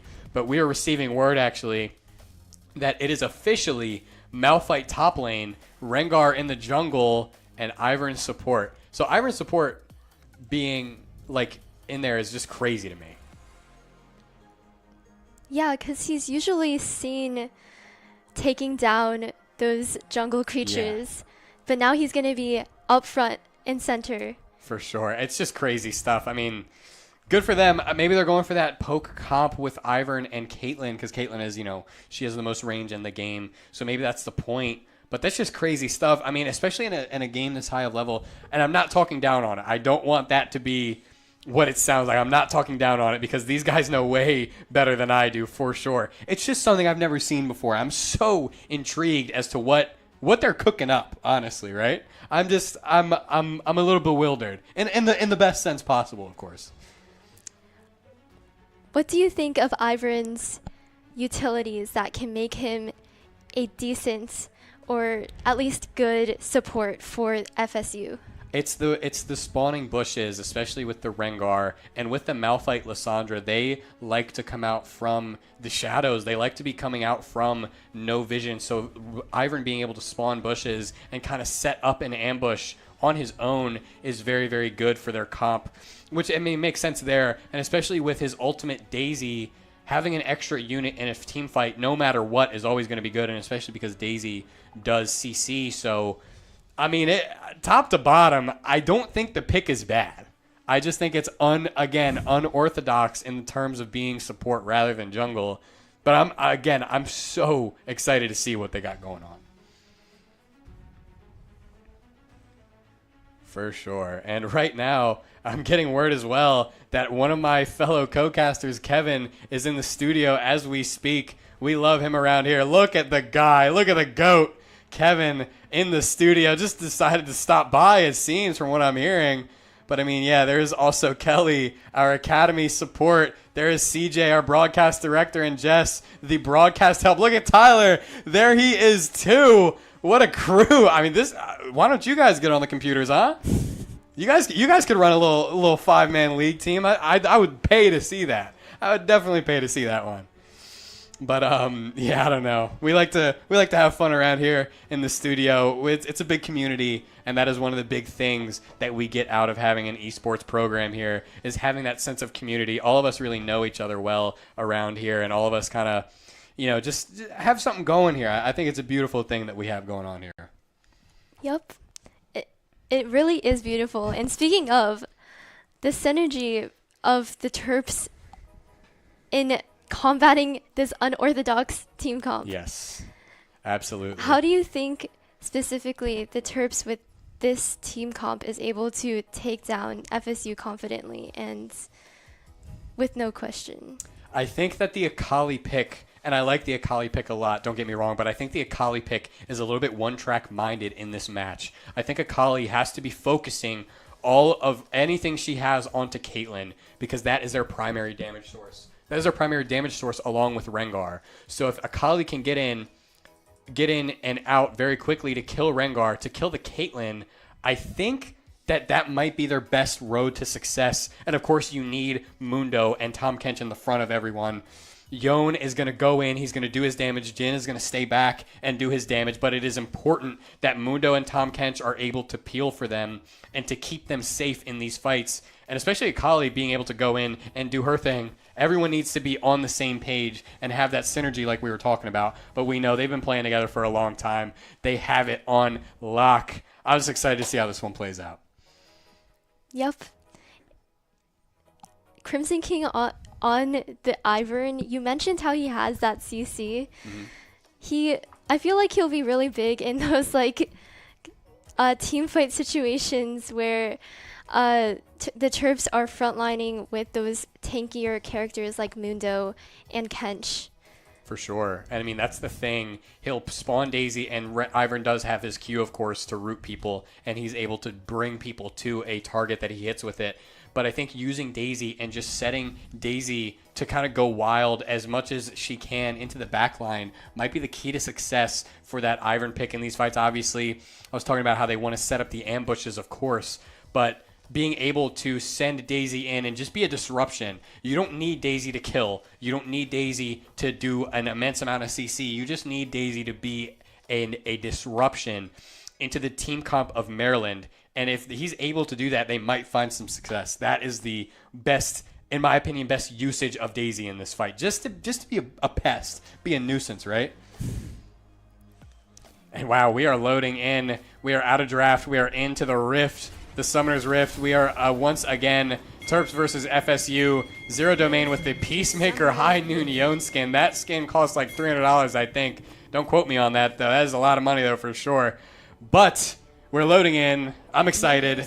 Ivern support is already playing up near top side or playing near mid lane as they have Yon. Zero might be a little bit caught out as they have Rengar, Lissandra, and Malphite all coming in on the engage. Ivern is coming. He's a little bit late, but I think, yeah, that is a good ward coming out from FSU. A deterrent ward. If nothing else, they get the vision. They see everybody is there for the Terps. They're all ready to do some damage. And right now, Viet Mike and Lyrex want to take advantage of this Ivern pick as early as they can.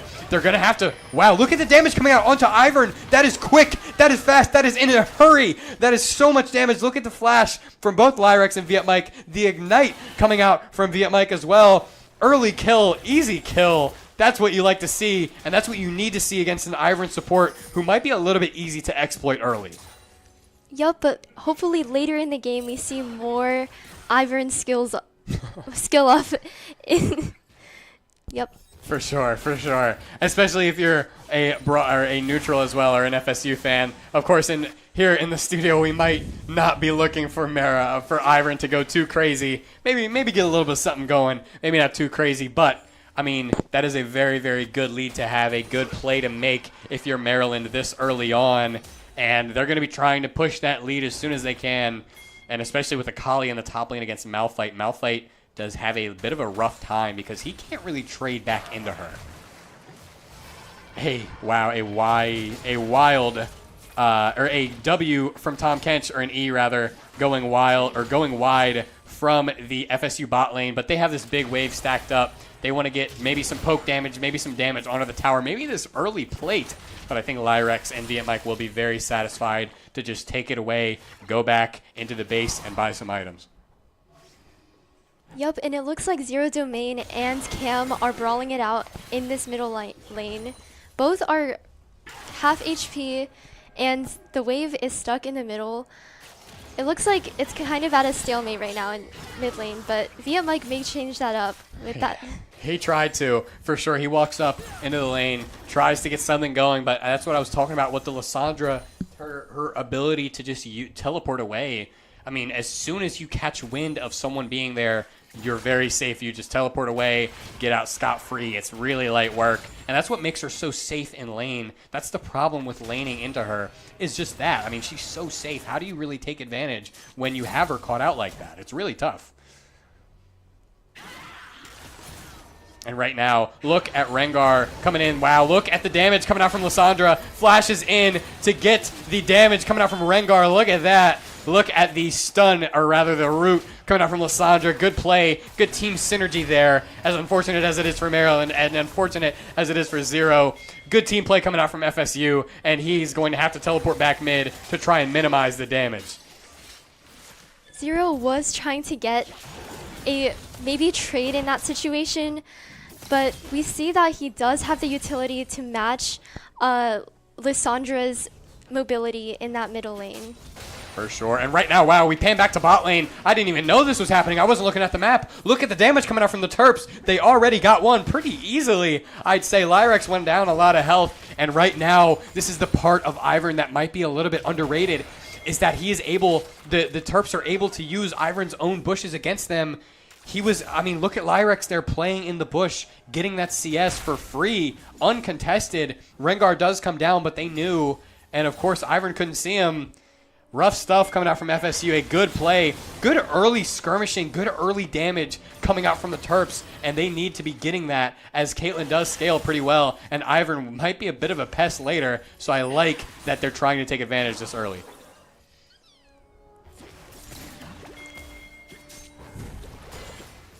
And right now, I mean, a little bit quieter on the rest of the fronts throughout the map. I came to win on the Akali, of course, getting the damage in, the 2 Qs, and right now he has a wave pretty hard shoved in. Malphite will be able to de-push it, of course. That is a lot of damage, more damage than I thought would be coming out of that infected cleaver from Mundo. But, I mean, right now, Malphite has the level 6, so does Akali. It might get a little bit scary if one of the junglers were to come top lane. But I think both of these teams both of these champions rather, have so much disengage, especially with their ultimates, that going top might be a little bit of a lost fight no matter on whoever goes top. They're kind of just wasting their time and resources if I had to put my, 2 cents in on it. Yep, and speaking of which, this bottom lane may require those same resources as Viet Mike and Lyrex push up the bot wave to create that pressure onto FSU. And look at that attempt at an engage from Viet Mike. Does not get the root, or does not get the knock-up, rather, but does get an auto Q onto the Caitlyn. The Lyrex gets the damage, I believe, via his W onto Caitlyn as well. I mean, that's the thing with the Ivern pick again. It's good to have those bushes and you get the extra auto attack damage, but sometimes they can backfire on you, and we saw it. We almost saw it catastrophically backfire for FSU there. Not too bad, but it could be worse in the future. And right now, look at Zero trying to get in, trying to get a little bit something going. Gets the ultimate, gets the flash out of Lissandra. That's what you love to see, especially in a tough lane like this. Yone versus Lissandra is not the friendliest lane in the world. You like to see that, especially from Zero after going down early. I don't think he's down any gold at all now, as he's up 20 farm. I believe he is up a little bit of XP. He is, and he gets this last wave pushed in, gets a good back off of the back of a Lissandra teleport as well. So, I mean, he's been doing really good to get back into this. Again, he is not rank 100 for a nothing. Yep, and that's the reason why these players are so skilled in having the game sense to know when to engage and when to back out.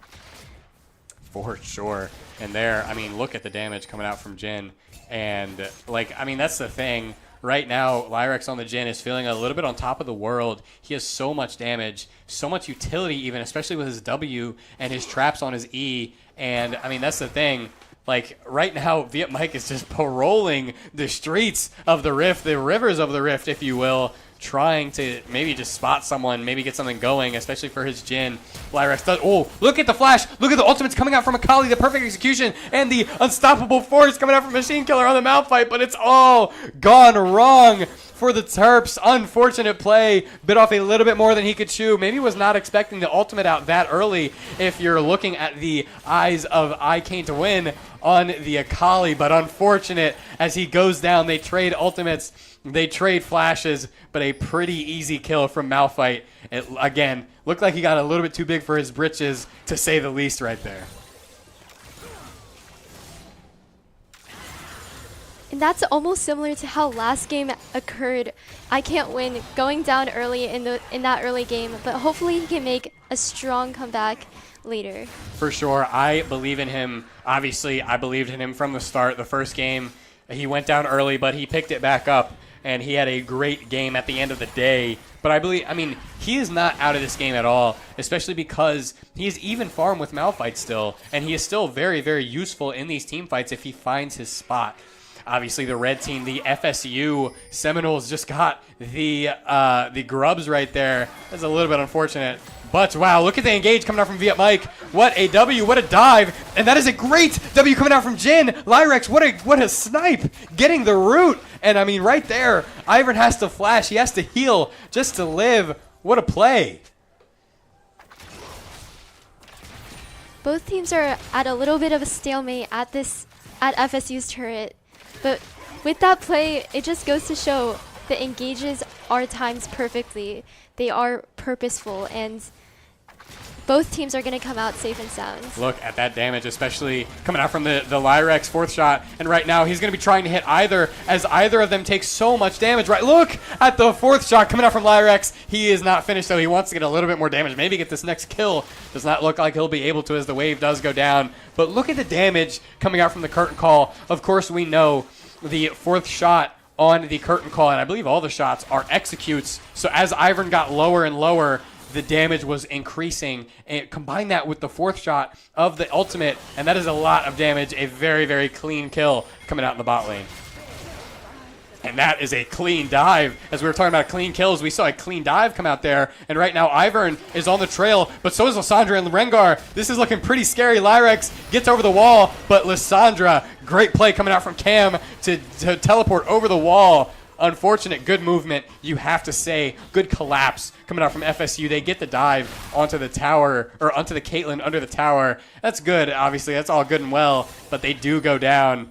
Both of them go down, and that's, I mean, what can you do? In that spot, just out positioned, what can you do?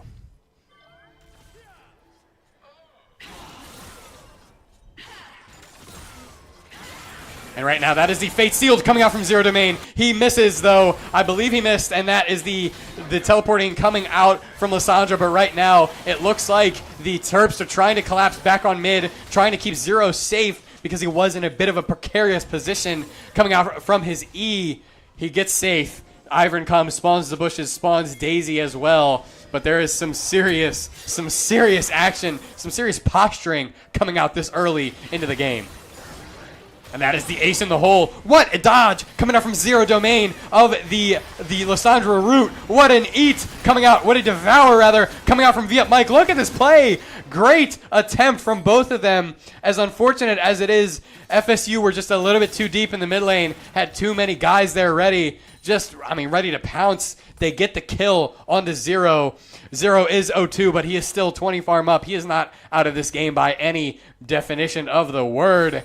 And, I mean, FSU, they're putting together some pretty good team plays coming out this far in the game. The gold is rather even, with FSU only being up about 700. But, I mean, that is not something to look over.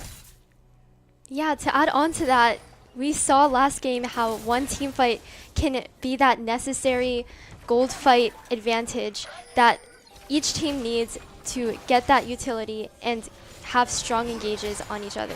And right now, this is a big engage, as you were saying, onto the Ivern. Caitlyn did get out scot-free, basically, but Ivern looks like he's going to be going down. Look at the damage coming out from Viet Mike. I think Viet Mike might have did more damage in that fight than Lyrex did. That is the utility of the Tahm Kench pick. So much damage, so much tankiness.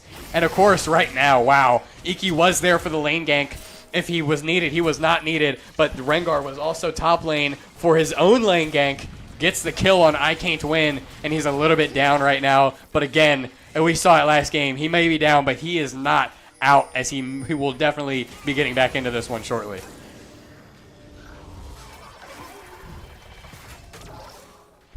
And right now, a little bit of teeter-tottering, a little bit of back and forth into this blue side. I mean, nothing much coming out of it. But right now, I mean, Lyrex is trying to get something going, maybe trying to get this tower, and Viet Mike and Iki are going to stay because this tower is going down. The teleport comes out, but it may be too late because Ivern goes down without a fight. The teleport's coming out. Lissandra is there too late, as I said before. But look at the flash coming out from Akali. He flashes away from the unstoppable force. He is completely out, and that is a waste of time, a waste of resources on the side of FSU, and the Fate Sealed, the action does not stop. The Fate Sealed coming out from Zero Domain on the Yone. Gets so much damage. The ultimate has to come out from the Lissandra. And, I mean, what are you doing right here? Lissandra is in a bad spot. Iki trying to get the kill. He does not have the damage for it. Zero is trying his best. Oh, look at Viet Mike on 0 health. Trying his own best to get the kill on Caitlyn. Does not. Unfortunate. But look, I mean, what are we seeing right now? I feel like I haven't stopped talking for 2 minutes because there's just been so much happening.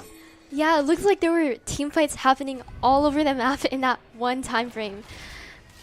But it looks like both teams were able to get some necessary picks onto each other and kind of just reset for now to get back into the engages. And I believe Nathan needed a bit of a reset after that long-winded fight across the map. I had to take a breath of my own, but right now FSU is feeling pretty comfortable. Look at the top side of the map, 2-0, 3-0, 4-0. The only deaths have come in the bot lane from the taking advantage of the Ivern pick. And, I mean, the gold does look even, and it is rather even on the grand level, but it's only even because bot lane has all the gold, whereas the gold on the Terps, but the gold for FSU is a lot more evenly spread, and that's what you'd like to see in a long-winded, high-level game like this. And Crimson King's Ivern pick can be necessary in those long-winded games. Like you said before, he's really good later in the game when you can level him up after level 6. For sure, Daisy gets a lot of strength, a lot of utility later on in the game. And right there, that is a good route coming out from Lyrex. Nothing doing, though. Nothing much doing on that. Iki trying to get something going. He tanks the Ivern Q. He does not care. Iki is going to go where he pleases. That is a common theme with this Mundo champion if you have never seen him before. But right now, I Can't Win on the Akali. Looks like he's in a bit of a tough spot. He can't really trade with Malphite because he's gotten to the point where he's down too much gold. Malphite can win any trade, and as well, Malphite has the Canic Rookern. Unfortunate buy into if you're Akali, that's not what you like to see. But if you're the rest of the team, I think you're liking it.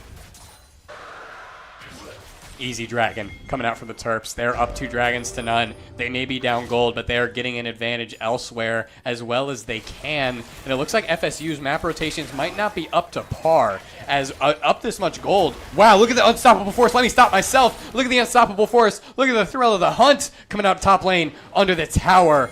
Unfortunate if your I Can't Win. Sometimes when a game goes bad, it gets bad and it gets worse, and that is what's happening to his game right now. But a silver lining is that they've been using a lot of time, energy, and resources on him, and that maybe that might be what they have to lean on, what the Terps might have to lean on to get back into this one. As the curtain call comes out mid, Ivern is getting hit by all of them. Look at the damage coming out. Caitlyn might have wanted to tank one of them there. He probably had to if she wanted to keep Ivern alive. But, I mean, she didn't. Ivern goes down, and Ivern is unfortunately 0-5 if you're a fan of FSU. What a game just thus far. We're only 16 minutes in, 18 kills already. A lot happening early on. And we see so much gain from Lyrix's Jhin. Every time he just uses his ultimate, one person at least goes down on the opposing team, FSU. Definitely. The curtain call is potent, especially once again as it does execute as you get lower health. And honestly, the bot side of the map, mid, bot lane, and support don't have that much tankiness for FSU, so that just makes it even more potent. The execute, the extra damage gets better and better because they have less health to really kind of put up in the way. So Jin's ultimate gets a lot of utility on that side of the map against FSU.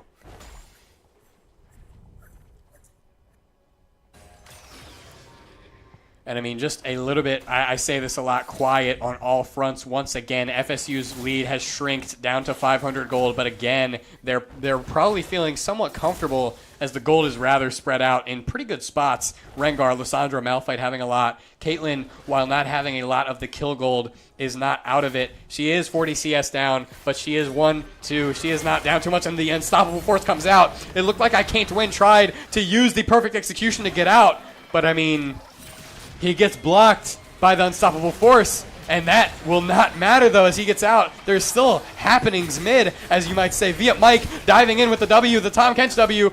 Caitlyn in the middle of 3 will not be able to get out, and right now Zero is getting so much back for this FSU positioning in the middle, in the top river, in the top side of the map, getting a lot back, getting this full tier 2 tower. We know Malphite does not have his ultimate, but that might not matter as Malphite hard counters the Yone, and right now Yone is able to get out. It looks like, yeah, he is fully out. Wow, good play. Good gauging of the situation from Zero to stay there, to get all that farm, to get the tower. Great play all around. Yep, and using his Yone's utilities, he's able to go in and get out safely. For sure. With his mobility. Yeah, his E, he's able to use that if he wants to get a safe wave, or maybe a safe plate, or maybe a tower. He's able to use his E where he becomes a bit of a spirit, a demon form rather. I think in the lore he is a demon, and Azakana as they're called. But yeah, able to get in, you do that, get out, and of course with this Q3, as we were talking, as you were most likely referring to there, Q3ing out, just dashing out, gets out safely, safe and sound, and that's what you need to see, especially with the gold being so even. You can't be going down gold for no reason, and right there, I mean, great play all around, and he gets out. You can't ask for much more.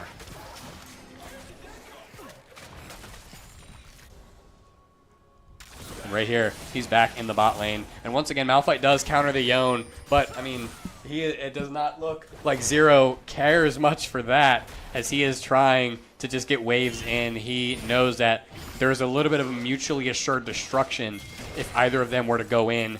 I mean, if either of them go in, they probably die, and something goes bad. It's whoever goes in first, I would imagine, as long as there are teams nearby. So I like that play, just getting in, getting that CS. Both of them are scared, and getting out, I mean, again, it's hard to play into Malphite's Yone, so he's playing it pretty well.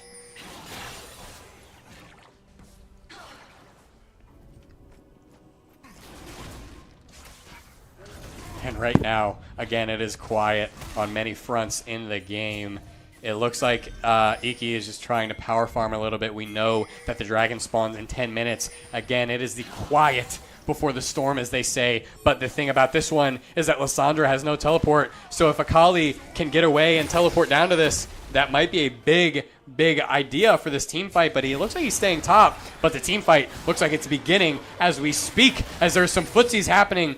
Daisy goes down very, very quick. Lissandra is on her own way down to the fight. And right now, if you're the Terps, you might want to start this fight soon before Lissandra can get there. Of course, Akali has the teleport, which he's probably looking to do very, very soon. But right now, it looks like they might be trying to collapse on the Lissandra. Look at the damage coming out from Tom Kench Viet Mike. It looks like Rengar, the Thrill of the Hunt, has been activated.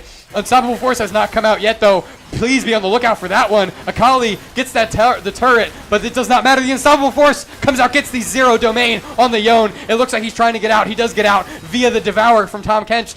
Nothing really happening much. Nothing happening in terms of kills, but look at the curtain call. Look at the Yone. He tries to go in. I do not think he had enough to get as much as he wanted to there, but the Akali teleport finally comes out. He gets one. It looks like he's trying. There he goes. He gets one. Viet Mike cleans up some of the rest of the fight. And right there, I Can't Win on the Akali will be cleaning this one up with Lyrex, with Viet Mike. A successful team fight if you're a spectator, a viewer, an enjoyer of Maryland Terrapin League of Legends. Wow, what a play. All across the board, what a play. We saw with that Lyrex, with Lyrex's Jhin, his ultimate was able to create so much space and opening for the Terps to go into FSU and secure those kills. For sure, and I really like, we saw it there, I like how Viet Mike was in the center of all the action on that one. I mean, that's how you have to play it, and he played it perfectly in the center of the action. And of course, Tom Kench has the damage of his own. Played it very, very well. What do you think about that team fight, top to bottom? What were you seeing in that one? Yeah, I saw Ivern was released the Daisy first, and it was so unfortunate that she had to go down. But it did create a little bit of a distraction, but not much for the Terps as they kind of just ran down onto FSU. Yeah, for sure. They did not mind the engage coming out, especially with Daisy out of the question and Akali having the teleport. He got the top tower. He got some waves in. Teleported questionably. You can make the debate on whether it was late or not. I wouldn't say so, but some may say. But, I mean, either way, it ends up a good fight. And right there, that is a great dive. Viet Mike has been on it with his dives on Tom Kench recently. He gets the Caitlyn dead. I Can't Win is in the center of everyone. It looks like he gets the Ivern kill, and unfortunately has no shroud. Does go down to the Rengar. Thrill of the Hunt gets a kill. But, I mean, curtain call coming out from a perfect spot from Jhin. Look at Lyrex just shooting, just sniping, and the rest of the team on FSU, they're pretty tanky. Ivern, or not, Malphite rather, is trying to stay alive. He's doing it rather well, but Rengar gets put into the center of the fight. Viet Mike, look at Zero Domain, use the Fate Sealed on the blue buff to get into the action. Does not matter. He gets queued. He gets ran away from by the Malphite. Look at the Malphite just trying to stall. Take as much time as he can, and that's a great play if you're Malphite. You want to keep them off of the Baron as long as you can, and he did a great job there. I didn't even notice that. I would think if you're the last person in your team standing, you would try to reset as soon as possible to spawn in with the rest of the team. But you're right. I think he did that to definitely distract and give a little bit more time for the Terps. And that's the thing. That sounds like Overwatch, what you're referencing there. You don't want in Overwatch, you don't like to get staggered, but in League, you like to stay up and you like to try and keep everyone away from. I mean, because obviously Maryland were looking for the Baron there, or to look to push out waves, even to take towers. So the longer that you stay alive, the longer that it takes to kill you, the less time they have to do that. Maryland has to do what they want. That's a great play coming out from Malphite to try and get maybe something back out of nothing.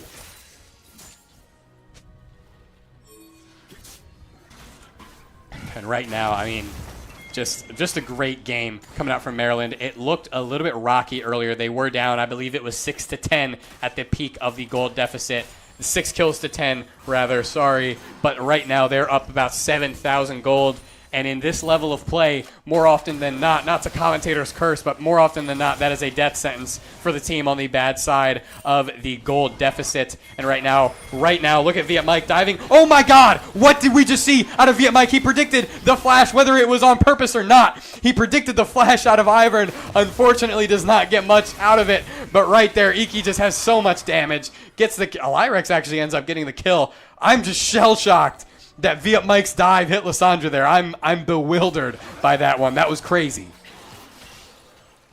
The team fight may be over, but it does not look like FSU want it to be over, as they have the safety of their tower right now, the safety in numbers, as the Maryland Terrapins are a little bit sparse. But right now, that is the curtain call coming out. It looks like Jhin, Lyrex, his aim is true. That's what they say. He's the master of marksman, as we said in the pre-show. Good fourth shot coming out, but Malphite gets in front to tank the damage. Unfortunate as it is, he did some pretty good damage with the first 2 shots, and Ivern is pretty low. I think he's going to have to reset. It was a great effort from Lyrex's Jhin to try to get something out of that curtain call, and we did see that FSU were wary of that, converging onto the turret. Look at the unstoppable force coming out of Malphite. Zero health, but look at the Devour coming out from Tom Kench. What a play.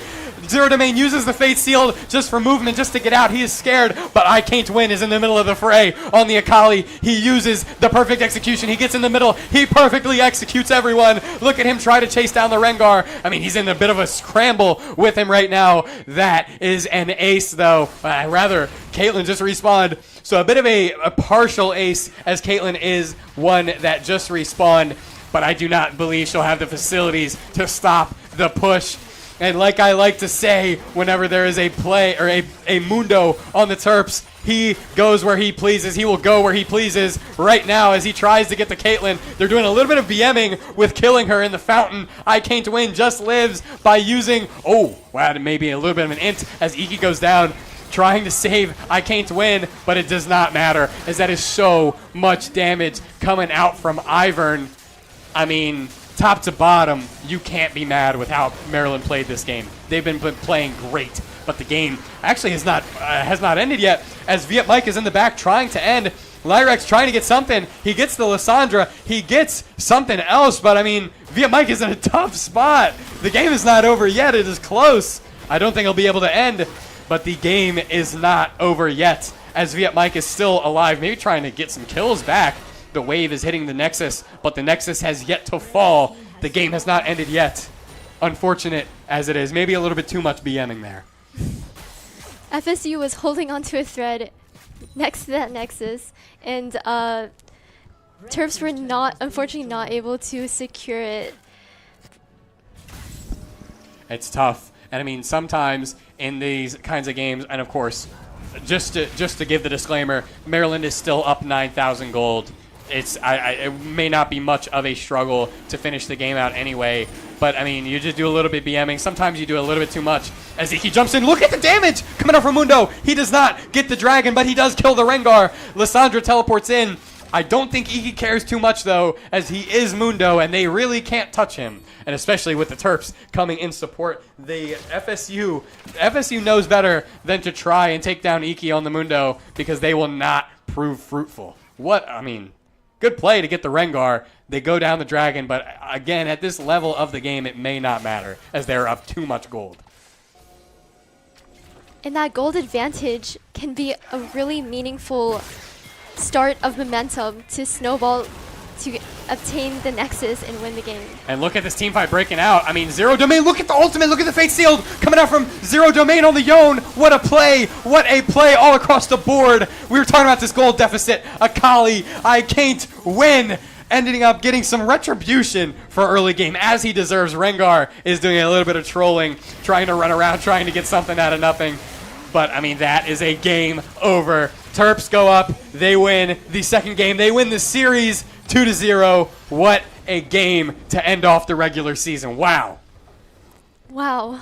What plays stood out to you most in that game? Man, there were too many. I mean, Viet Mike's plays every single fight. I mean, he is always in getting the great dives with Tom Kench. He goes under and he comes back up and always knocks someone up. I don't think I saw him miss one unless it was flashed. But I mean, look at the Yone. Look at the Fate Seal. His ultimates came out. The curtain calls were so potent. They did so much damage this game, and there's just too much positive from that game to be able to harp on, I think. So much good.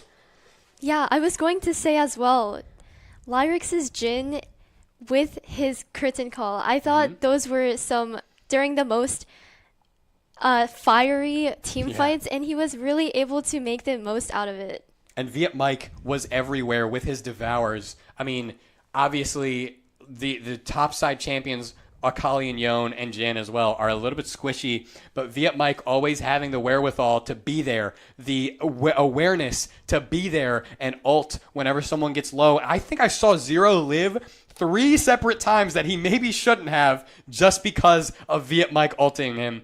I mean, great play all around. Viet Mike, all the guys played incredibly this game. What a series, truly. What do you have any insights for that one? I mean, again, too much to really get all on, but what do you think? The team synergy was so tangible that match. Like, you could see that one dive was followed up immediately by another team member from the Terps. But unfortunately, we were not able to see much of Ivern on support there, which we were hypothesizing on.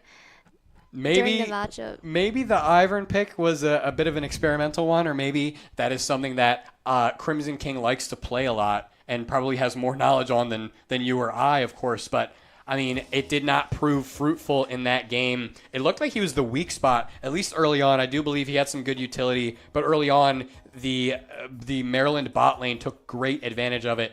Lyrex and Viet Mike getting that kill literally level 1, getting a kill level 2, I believe, as well. Just a great play all around. I mean, what else can you say? You know what I mean? There's too much. But I do believe that with that is the last match of the Terps League of Legends Premier Season. Playoffs are coming very, very soon, and we're very excited to be in here for that. But without further ado, I think just to cap this one off, I'd like to thank our sponsors, the Philip Merrill College of Journalism. Thank you for allowing us to have a spot. Thank you for allowing us to have a spot in your building to be able to run our studio. It's so wonderful to be able to build this community with that. The RecWell, the Recreation of Wellness at Maryland, for allowing us to have this program. Thank you so much as well. And a big shout out to Playwire. Thank you all. And unless you have some closing remarks, I think we're done here. Yeah, thank you to all the viewers who tuned in during this exciting matchup. My name is Cindy. My name is Nathan. And this is Terp Esports.